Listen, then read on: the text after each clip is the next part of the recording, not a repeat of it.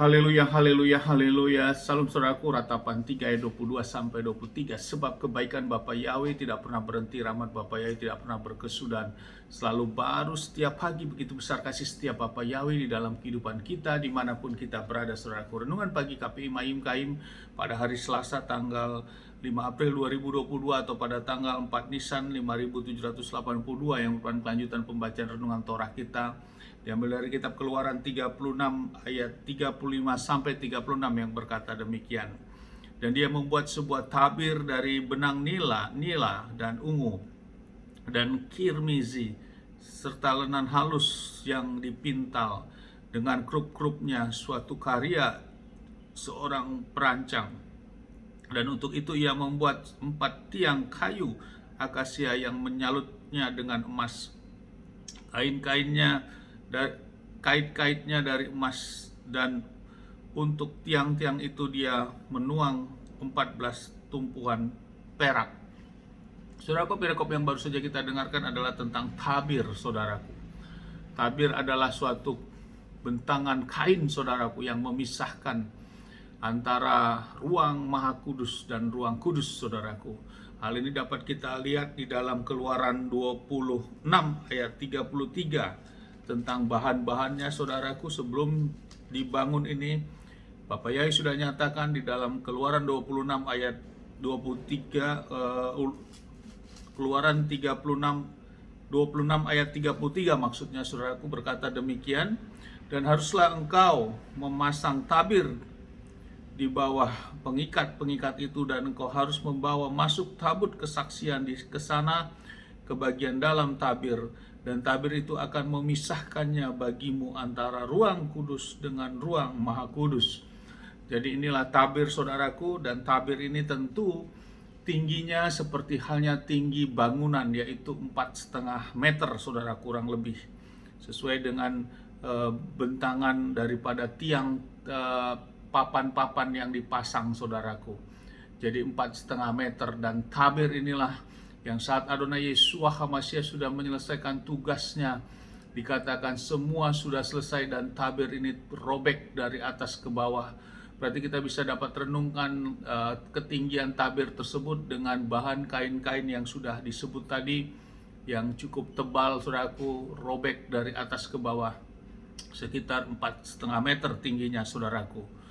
Dan itu robek menandakan bahwa terpisahnya ruang Maha Kudus dan ruang kudus ini sudah tidak ada lagi, saudaraku, karena sudah digenapi oleh Adonai Yeshua HaMashiach dalam kematiannya yang menebus dosa Bapak, Ibu, dan kita semua yang percaya kepadanya. Saudaraku, ini yang menjadi renungan bagi kita. Berapa abad antara peristiwa Bapak Yahweh memerintahkan membangun tabernakel ini sampai kedatangan Adonai Yeshua HaMashiach. Dan selama itulah maka terjadi prosesi-prosesi ibadah dalam di hadapan Bapa Yahweh, tentunya dengan konsep ibadah yang sudah Bapa Yahweh tetapkan lewat Musa, saudaraku. Dan bila kita renungkan betapa sangat kita harus fokus dan sangat memiliki konsentrasi penuh dalam kita datang ke hadirat Bapa Yahweh, saudaraku. Kalau kita renungkan dengan kondisi sekarang, saudaraku, mungkin cukup banyak orang yang tidak akan mengikuti agama tersebut, saudaraku, karena harus menyiapkan domba, kambing, dan sebagainya. Dan itu sebagai bentuk penghapusan dosa kita. Dihadapkan dengan kehidupan kita sekarang, saudaraku, dengan mental-mental kita sekarang, tentu bisa kita dapat simpulkan, walaupun kesimpulan ini belum tentu benar, namun orang pasti akan sedikit sekali yang mau mengikuti suatu tatanan ibadah seperti itu dihadapkan dengan mental zaman sekarang kita ini, saudaraku. Hal ini dapat kita lihat dengan sudah adanya kehilat saja, sudah adanya gereja saja, orang beribadah saja masih malas, saudaraku. Apalagi dengan cara yang Bapak Yahweh sudah tetapkan, seperti yang dilakukan Mose pada waktu itu. Semuanya harus datang dan harus benar-benar taat, saudaraku. Artinya apa yang kita lakukan sekarang oleh kasih karunia penebusan Adonai Yeshua HaMashiach, yang kita tidak perlu lagi membawa hal-hal yang Bapa tetapkan antara ruang kudus dan ruang Maha Kudus, sudah tidak dinyatakan lagi dan kita bisa langsung direct kepada Bapa Yahweh melalui Adonai Yeshua HaMashiach. Ini saja kita masih ya kita bilang hangat-hangat saudaraku, kadang iya kadang tidak. Dan inilah yang harus kita bangkitkan saudaraku, dengan kita merenungkan bagaimana kitab Torah, keseriusan dalam melakukan ibadah-ibadah kepada Bapa Yahweh. Namun inilah yang perlu kita motivasi kembali saudaraku, untuk kita, kesungguhan kita.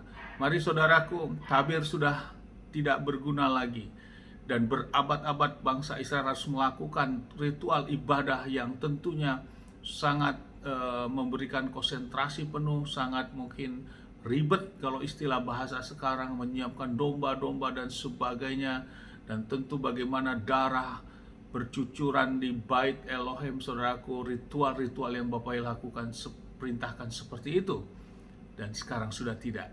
Ayo kita bangkitkan kembali, karena tetap memiliki kuasa dan otoritas yang sama dalam keperkenanan Bapa Yahweh. Bangsa Israel berkenan melakukan hal itu, tentu Bapa Yahweh berkenan, karena itu perintah Bapa Yahweh.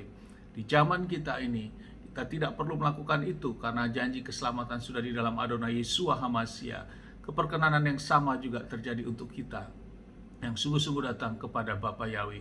Sehingga dinyatakan di dalam kitab Wahyu saudaraku, akan dinyatakan jumlah anak cucu bangsa Israel 144.000, dan kemudian beribu-ribu orang. Itulah bagian kita yang memegang dahan palem dan berpakaian putih. Di dalam kitab Wahyu sudah menyatakan hal itu. Amin, haleluya. Sebesar buat kita maju terus kita dalam iman, tetap kita berjuang Bapa Yahweh. Dari tempat ini saya berdoa Bapa yang memberkati, melindungi kita semua dimanapun kita berada. Bapa yang menyinari wajahnya kepada kita, berikan kita kasih karunia. Bapa yang menghadapkan wajahnya kepada kita, berikan kita damai sejahtera. Apa yang kita lakukan sepanjang hari ini semuanya menjadi berhasil, dan kita orang percaya kepada Bapa Yahweh, kita tidak dipermalukan. Janji firman keselamatan ada pada kita. Amin, haleluya. Shalom saudaraku.